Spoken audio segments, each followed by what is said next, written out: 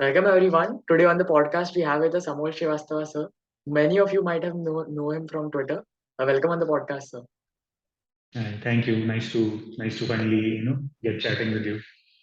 Same here, sir. My pleasure. My first question to you is, sir, how did you get interested in stock markets? And what was your early academic education look like? Okay, so I graduated in 2014 from my engineering college, Uh-huh. and from HBTI Kanpur, Uh-huh. and it's a state government college. And my branch was chemical technology, chemical engineering. Yeah. So I graduated in 2014. Before that, I worked as an intern for Asian Paints in Uh, Mumbai for about 2 or 3 months. And then in 2014, those campus placements and everything, right? So Tata Motors was visiting and Maruti was visiting. So Tata Motors was the first company that visited the campus, and luckily I got the job. uh, So 2014 I got placed at Tata Motors and was working there for about a year as an assistant manager in manufacturing. yeah. So my background being the chemical side, so I was in the paint shop production over there. So I Wow. was actually handling one of their manufacturing lines over there. I was a line in charge for a manufacturing line over there. Wow. I had experience there working for the sealant application line and the automatic, painting robot line. Yeah. I had exposure there as well. And Wow. during the training period, we were given exposure to all the four verticals of manufacturing a car. So from beginning from the body in white, from the sheet metal stage to the welding stage, weld shop, then the paint shop, and then the final powertrain and gearbox shop. Wow. So I worked there 2 months for 2 months in all those four areas, and then I was finally placed in the paint shop as an assistant manager. So yeah, I worked for Tata Motors for the early part of my career, intern at Asian Paints, and then I left the job and I took a 6 month small sabbatical from work. So I went and joined Excel Rise Jamshedpur for an entrepreneurship course over there. Yeah. Yes, yeah. So I spent 6 months at Excel Rise Jamshedpur and learned about entrepreneurship. So it was a short certificate course in Excel Rise. Yeah. After that, I joined my family business. So the goal was to either actually join business in India, or I was also planning to go for further studies, material science and engineering, maybe doing a master's in that field. But yeah, finally chose to join my family business as well. So from 2016 to 22, like it's been 6 years of being managing my family office and family business. Yeah. Fantastic. So that's the early part of my career. Fantastic. And regarding the journey towards the stock market, right? So I used to invest in mutual funds, so mutual funds up until 2020 actually. Yeah. So I used to do monthly SIPs and equity mutual funds. Like Parak mutual fund was my favorite. I still, PBFS. yeah, PBFA. So I used to invest through that, Yeah. and I used to be very interested in this process of wealth creation and being disciplined and having good allocations towards equity because being young, you can take some risks. So I read a lot of books. I still read a lot of books, but I used to read a lot more books over that time as well. Yeah. So yeah, so between 2017 and 2020, I used to invest through equity mutual funds, and then in 2020 February, I think I thought that let's because I like researching and I like reading and like doing deep dives. So let's start even start slowly, but let's go into direct equity as well. So Yeah. 2020 Feb, I remember I bought two stocks. I think it was RT Industries and Polycab. Wow. So 2020 Feb I invested. 2020 March there was a crash. Yeah. Yeah, so everything was available on the cheap. So I started doing SIPs every week actually in March, April, May, June during that crash. So yeah, Wow. that was lucky for me. Yeah, so that's how it started for me in the equity markets. Fantastic. And what's your family business look like, sir? Is it related to investing only? No. Actually, my family business is of defense contracting. My Oh, father has been a defense contractor in the last 25, 30 years actually. So we primarily cater towards military engineering services, wow. which is a central government body. Wow. So yeah, so I joined in 2016, right? So at that time we had projects related to all the projects were related to military and army only. So Wow. when I joined, we were doing a project for the central command in Lucknow. We were building ops room, which is that room is used for war planning. So it was a civil construction work and also some electronics involved. So it was a completely digital wall installation that, the army generals could actually sit there and plan and see the topography of India and plan war planning. Basically, war games are held there, and Yeah. it's an important building. So that was the project I was involved in Lucknow, and we were building an automated mechanical laundry for the Central Command Hospital in Lucknow. So Wow. yeah. So I was involved in those two projects initially in Lucknow, and yeah, so that's my family business. My father has been at it for a long time, and I've joined in. I manage the family offices and I look after a lot of things actually, from procurement to the IT side, the tech side, correspondence, procurement, and the asset management side as well, and the banking side as well. So when you're running a small business, then you have to learn all of these things. You have to be good at all of these things Yeah. and manage all of these things. Yeah. So yeah, Fantastic. You mentioned you started direct equity in February 2020, right? How was your 2025. yeah? How did you get proceeded with that? Because from shifting to mutual fund to direct equity, how Mhm. did you build your investment style? Initially, it was just reading Companies. reports, good Yeah. reports on money control, or reading good credit reports, or following good investors. Yeah. So I can say that 2025 I was not really prepared for it. I did not have the knowledge of the framework then, Hmm. but it evolved gradually over time. We made mistakes and learned about it. Yeah. But yeah, it's still evolving because I'm still young in the current equity market. It's still Yeah. evolving, but yeah, I used to spend a lot of time on value picker, Hmm. and used to Nice. spend a lot of time on screener, value picker. We used to read a lot of reports on posted on Economic Times, Uh, Bloomberg, Wind, Money Control, and then I, SYC, as you know, I'm a yeah. member over there as well. So learned a lot about investing frameworks through Ishmoit's course as well, and through a lot of intelligent investors that I followed on Twitter and Value Picker, and reading all through all those threads, and I read a lot of books as well. So that's how it evolved, Uh, and yeah. And Fantastic. and the stock selection procedure and the allocation and everything, that whole framework is evolving as of now as well. But I can share that I primarily look at small caps only.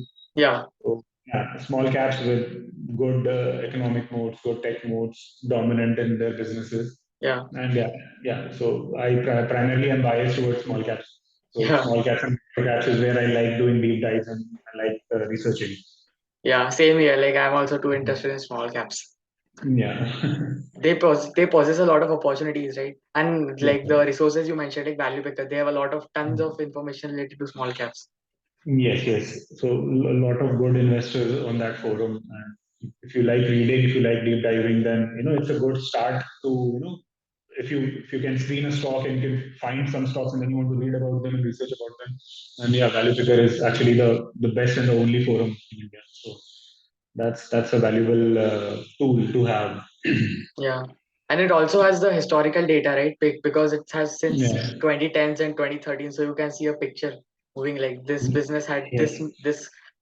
this kind of weak point, and they shifted it to their strength, right? Yes, actually, in the small cap world, a lot of information is not available. If Hmm. it's a company with a market cap of less than, let's say, 1,000 crores or Yeah. 500 crores, so you don't have a lot of brokerage houses covering them. You don't have a lot Hmm. of reports to read, no investor presentations. Yeah. Maybe you'll find an annual report. So, in these cases, Value Picker has some good companies, long threads where you can read, and the current investors have posted a lot of things. And they have So done a that's lot of scuttlebutt research, like deep scuttlebutt research, right? yes, Because I yes, yes, yes, remember reading the thread of Shivalik Bimetal, right? And yes, Shivalik yes, Bimetal, they have also posted all the tier 1, tier 2, tier 3, tier 4 shunt registers vendors and their pricing. Like this is like very high level deep scuttlebutt research that they do for such small cap companies. yes, yes, exactly. So yeah, Shivalik Bimetals, I read a lot about that company through Value Picker only, Yeah.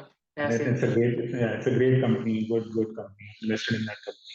Yeah, tracking it closely. Yeah. Yeah. Fantastic. What's your idea generation process look like, sir? Just a lot of reading, and Hmm. you only focus on sectors that are sunrise. Don't Hmm. focus on sectors that are not going to be there. Companies are not going to survive 10 years. So focus on sunrise sectors. I do some screening, some basic screening, and then you can find basically India has 5,000 plus listed companies, right? So, Yeah. but if you have a screening process based on return ratios and management quality and Yeah. sectoral analysis and things like that, then you can narrow those companies down to 300, 350 odd. Correct. So all you have to do is to find 300 good companies to read about, and it seems like a tall task, but it's not that difficult. So out of 300, let's say 250, 300 companies, then you narrow them down further, look into sectors, and then you can narrow them down further using return ratios and other Mm. important metrics that to track, like debt to equity, return ratios, price to book, and margins. And then you go on and study the balance sheets and see, whether there's growth over there as well. And then you have to read a lot of presentations and con calls to gauge how the management is, what's their outlook like, is their mindset growth oriented or not. So all these things, and then go deep dive into them, go through their websites, read all the credit reports, con calls, and all the threads on value picker. And then another level of thinking has to go in. Then you have to see what other investors are invested there. Are they talking about it or not? What's their research about it? So I read all the companies I've invested in. I read all about them through whatever is posted on Twitter, whatever is posted on Value Picker, through brokerage reports, through con calls, and you have to do all those things, to build conviction and to learn and to understand how the business is shaping up, because you're investing in the future, right? You're not investing in the company what it's Correct. doing right now. What's going to happen in 2 years, 3 years, 4 years down the Yeah. line? Yeah, you have to track that as well. Correct. So yeah, Did you also do a lot of scuttlebutt research in small caps, sir? I try to do it, but my scuttlebutt is talking to investors who are Yeah. actually doing the scuttlebutt. So Got it. I have a full time job, and I'm just Haha. one person, so I can't really go about and talking to all the management. Correct. But yeah, scuttlebutt happens through talking to people who are subject matter specialists in that sector, right? Yeah. So yeah, if I have to learn about a company in the power sector, or in hospital sector or healthcare sector, then I'll probably talk to Ishmohit sir or Tariq. I'll Yeah. talk to them, and then I learn what's their thinking like. All other investors as well, like a lot of great investors in India are doing scuttlebutt, like Arvind Kothari sir, who runs the Niveshai. Yeah. Yeah. So he was there in Goa as well when we met. Yeah. So yeah, He talk talked to him about as well. Shivalik Bimetal, right? A lot in the Yeah, he early. talked about yeah. Actually, he had identified the company a while back. Actually, he's a very early investor in that company. And Borosil So, Renewable as well. yeah. Both those companies he had identified very, very early Yeah. when the story was very new. So he's a very big, because his investing style is based on scuttlebutt. Yeah. He travels a lot. He travels a lot, and visits the plants and the management, which is not possible for average investors like us, Correct. retail investors. So yeah, I talk to them and I try to learn from them. Yeah, so that's how I talk to people who are doing the scuttlebutt, and then if they are kind enough to share the information or be mentors, so you learn from. And Um. So if there's a particular industry you're new and you talk about you talk with the ones who are pretty deep into that industry, and then you yeah, kind of exactly. get the know-how of that industry, right? Yeah, exactly. So if you're interested in learning about the CRAMS and CDMO and specialty pharma, Yeah. then there's a Twitter account you know about him. I think Yeah. Unseen Values, Sajal right? Kapoor, sir. Sajal Kapoor sir. Then you go and read whatever he's written, right? I Yeah. watch all his videos. Ishmael also covers Yeah. the sector quite well. So Yeah. you read all about them. Then if you have questions, then you can ask them or talk to them, get in touch. Correct. So yeah, so a good way to go about is the things you don't know about and you're trying to develop competence in that areas. Yeah. You better go and talk to the subject matter specialists, people who share generously and teach you and mentor you. So the Yeah. Ishmohit has the course, the SYC course. I think he has a lot of sectoral analysis as well. You can Yeah. learn about various sectors just by going through those materials and podcasts. Yeah. So that's how I go about learning about different sectors. And idea generation is similar as well. Correct. Correct. Learning, reading, talking to people who are doing great research, learning from the best, right? If you want to learn, then learn from the best, and Yeah. then try to, if you see if it makes sense to you, if it falls in your framework as well, then you can go and start investing. Yeah. Makes sense. I think Sajal Kapoor is also hosting another Twitter space with Accidental Investor. People also can Yes, attend that, which is yes, like yes, you can directly ask questions to such experienced people, right? yes. Yeah. He did one. There was one space yesterday as well. So every Yeah. day there are good spaces coming up. If you have Yeah. time, Yeah. if you find time, then you can go Yeah. attend them. अब तो recording भी मिलने लगी है, so it's good. You can save and watch them later. Yeah. Correct. Fantastic. Yeah, I think you also invested in Nothing, sir, right? Can you talk about that? Nothing, the company? Yeah. So Nothing is a startup. It's a young startup. I think it started in 2020, the Mm-hmm. beginning of 2020. Mm-hmm. And it's an interesting company. Carl Pei, the co-founder of OnePlus, left the company in 2019, I think. Yeah. And I was following him on all the social media. He was someone I met in 2018 as well. I think it was a launch of OnePlus 6T, and I Ah. was in Delhi. So I Ah. had attended the event and I had met him. I was using a OnePlus phone at that time. So I had met him. He's a very cool guy, interesting guy, good entrepreneur. So yeah, so through his social media, I got to know about his new venture called Nothing. I Yeah. read about it because I read a lot. I try to read and try to generate new ideas by reading and by researching. Yeah. So then I did some research in that company, and the investors there, the early anchor investors there were very impressive. It was Google Ventures was invested, and Tony Yeah. Fadell, the inventor and the design lead of Apple during the iPod and the iPhone era, was an investor, and the Wow. co-founder of Twitch was invested. The co-founder Wow. of Reddit was invested, and Casey Neistat, the famous YouTuber, was Mm-hmm. invested. Teenage Mm-hmm. Engineering were founding partners. So they had a new idea, and they were not very forthcoming with what they are going to bring to the market. It was very cryptic, but I had some idea because the team had Carl Pay and Teenage Engineering, so I thought it was going to be consumer electronics related, Yeah. earphones. B2C part. Earphones or headphones or Something related to tech. smartphones, things like that. Yeah, consumer tech only. So then he posted on his account that they have raised money and they are gonna give a chance to retail small investors as well to take part in the financial journey of the company. Yeah. So it was a small. It was the website is crowdcube.com. It's a London UK based company, Mm-hmm. and they act as a platform for new startups to come up from UK and around that Europe area Uh-huh. to offer stake if the company is willing. So I think it Got was it.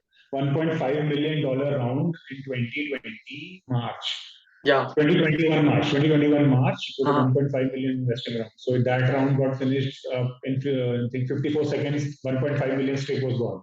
Yeah. So it was fastest in the first. The company, the market cap this time it was around 620, 630 crores. Wow. $77 billion. So yeah, so I invested. I took a small stake there, then tracked the company further as well. So the first product of the earphones were very successful. Actually, they have sold over 600,000 pairs of earphones in 1 year. Wow. Yeah, I use them regularly, Yeah. and so then 1 year down the line, they raised money again from Google Ventures again and other PE funds from Singapore. So they gave another chance to their community. Just before they were going to talk about the smartphone. They raised Uh-huh. another round. That was a $10 million round, and that also I participated in. The Yeah. valuation of the company rose from 77 million euros to 530 something euros, 5.5x almost. Wow. Yeah, in 1 year. So So there's then I something was like thinking, a crowdsourcing, right? Something like all the small retail investors can invest in that, and yeah, then yeah, yeah, yeah, got it. yeah. So first round was 1.5 million, and Uh-huh. everybody put in let's say $1,000 each. Like somebody put $10,000, right? So Yeah, yeah, yeah. that 1.5 million round was finished very well in 54 seconds. The Oh second round wow. was a big round. Yeah, the second round was a bigger round. It was a $10 million round. So that was available for 5 6 days. People could invest there. But I was thinking that I should have invested more in the Series A round because the valuation was not cheap. Only Yeah. 600 crores, 77 billion euros. अब अभी तो $500 million के ऊपर valuation है, more than $600 million right Wow. now. And I think they will raise money again if the situation in Europe improves in the next 1 or 2 years. I think they'll raise money again. It's a startup. It's a Series B funding stage right now. Yeah. Now we'll go to Series C. Yeah, and yeah, they launched a Nothing phone, which was another new new addition to their product line. The second product was the phone, which you must have heard all about it. NKBHD covered it. Yeah, we are talking through that phone only. We're having a Wow. chat through the Nothing phone only. Wow. Fantastic. Yeah. The user interface and the user experience of the Nothing phone is pretty different from the others as well, right? Yeah, the design language is very different. Basically, the biggest thing that stands out is the design language. The phone is built very well. It's a premium phone, recycled aluminum chassis, and the back is, there's a clear glass, and then the completely exposed plastic Yeah. sort of a textured finish to it, and then there's around 970 LEDs on the back of the phone. The jerry rig, everything actually dissected the phone and counted all the LEDs as well. So it was 972 LEDs in this phone. And yeah, it's a good design language, good design, good build of the phone. The software experience has also been very good. It has been gradually improving. They are pushing updates every month. Cameras are good. The display is good. High refresh rate, 120 hertz display. So the software experience is also good, silky smooth. So yeah, I'm happy with the phone. I sold my OnePlus phone. Actually, that phone costed 2x more than this phone. But I sold it off and I got this phone. And yeah, so I'm happy using Uh, it every day. what's the OS in Nothing, sir? Like, is it Android Well, or? it's Android 12 OS, and on top of that, they have the Nothing OS skin over it, Oh, which okay, is a okay. very stock Android sort of a finish. It's completely like using a Pixel. It's like using a Pixel device, or it's like using a. I'm not sure if you remember or not, the Nexus phones, right? Google Yeah, yeah, Nexus yeah, phone. yeah. Yeah, I remember them. Yeah, it's like using that stock Android experience as well, only, and some additions on top of that. Like the font is a dot matrix cool font, Hmm. and glyph interface functionality built in. Wow. Voice recorder is also different, designed by Nothing and Teenage Engineering. So some additions on top of Android 12. It's a completely stock Android experience and a good experience. Yeah. But what do you think is a differentiating factor between the in the phone is in the smartphone industry, sir? Like, what differentiates a smartphone with the other one? Uh, Yeah, it has become boring in the smartphone market, and I had observed it as well, right? Now in India, you have Samsung, you have OnePlus, and you have Apple, and then Vivo and Oppo and other companies. Yeah. So all of them are competing with each other in terms of specs, camera, and specs. No, basically, it's a spec race. It's not a lot of innovation going on when it comes to design. Uh-huh. So yeah, so what differentiates Nothing from other competitors is like their design language and their Mm-hmm. pricing and their Mm-hmm. approach towards design. Mm-hmm. Yeah, and otherwise then there are price segments, right? So there's a mid segment, there's a budget segment, and there's a upper mid segment, premium segment. So Samsung in the Android space, Samsung and OnePlus are dominating in India, I think, and Vivo and Oppo, which are like sisters of OnePlus only. Yes, we can differentiate smartphones on the basis of their pricing, their specs, their design. So Yeah. yeah, I think Nothing is the only company that is doing a different design, sort of a transparent design and adding LEDs on the back of the phone and trying to build a device that what they call in their presentations called tech warmth. So technology that feels warm as well, right? It interacts with you. So that's how I think they are trying to differentiate in the market. Nice. Fantastic. You've also invested in Rossel, right? Rossel India. Yes, yes, I'm invested in Rossel India Limited. Actually, yeah, it's another small cap only. And I read about it on Value Picker, and Same people, here. talented investors are talking about it. Yeah. Ayush Mittal sir, the founder, Ayush Mittal, the founder of Strainer, Yeah. is And also value picker as invested. well. Yeah, yeah, Value Picker as well. And he's also invested in the company, actually. Yeah. He has talked about it. So, yeah, and then I read about the company a lot. So, the company is interesting actually. They have a tea business. The Yeah. promoters have a lot of experience in the tea business actually. And It's a then they tea aerobic. shifted to aerospace. Yeah, 9 or 10 years before 2022, I think 2011, 2012, I think they started their aero division Yeah. segment, which is like Rossel Texas Limited, right?